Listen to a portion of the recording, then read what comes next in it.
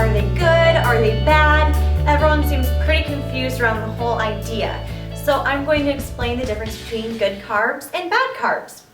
So to start off, what are bad carbs? Well, bad carbs are going to be your simple carbohydrates.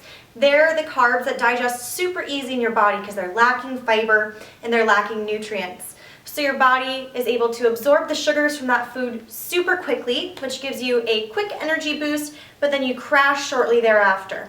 And when we crash, we really experience a dip in our energy levels as well as more cravings. So simple carbs are not just bad for your waistline, but it's really bad for your mental health because you're going to have a really hard time restricting yourself from that bad stuff if you start off your day with a simple carb. So simple carbs are things like bread. Even if it's a multi-grain bread, it's still a simple carb unless it has the word sprouted, which means that it's going to have 500 to 800% more nutrients because of the sprouting process, as well as it usually contains more fiber. So if you are going to choose a type of bread, make sure you're checking the fiber count, and that's going to make a big difference. The same thing goes for pasta.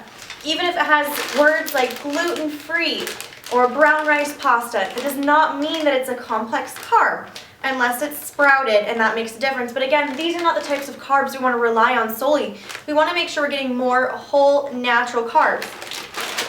Other carbs that are not so good for us is wraps, tortillas. This only contains 2 grams of fiber, so it's not really going to fill you up. Things like cookies, crackers, potato chips, any of those sweets or pastries, those are going to be simple carbs. So I don't care if it's a low-fat, reduced carb wheat thin or a bagel thin or anything like that. It's still going to mess with your blood sugar levels and it's not so good for you. So what are good carbs? Good carbs are your complex carbs. They're the things that contain a lot of fiber and a lot of nutrients, so your body's going to digest that sugar much slower, which is going to give you more sustained energy, and it's going to give you less cravings. So you're going to feel fuller longer and you're going to feel so much more satisfied.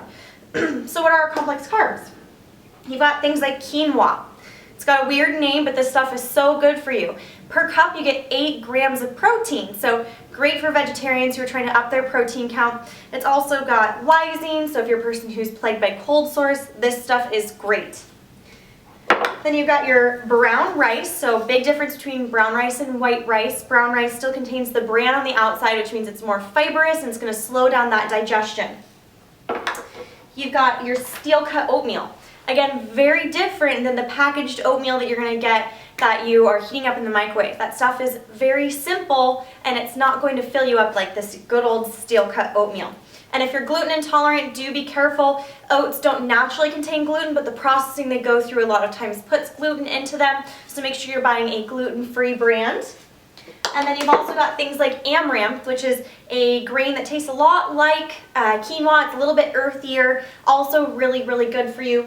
Other obscure complex carbs would be things like kasha, millet, and even things like wheat berries could be a good complex carb. So another great complex carb is vegetables, but they're not going to fill you up as long as one of these carbs. But we still want to be getting around 6 to 12 servings of vegetables a day to be optimally healthy. So if you learned anything today, it's the difference between simple and complex carbs. If you stick with your complex, you're going to feel so much better, so much fuller, and your body is going to thank you, and you're going to have a much leaner waistline. So thanks for tuning in today, and I hope that you all learned something.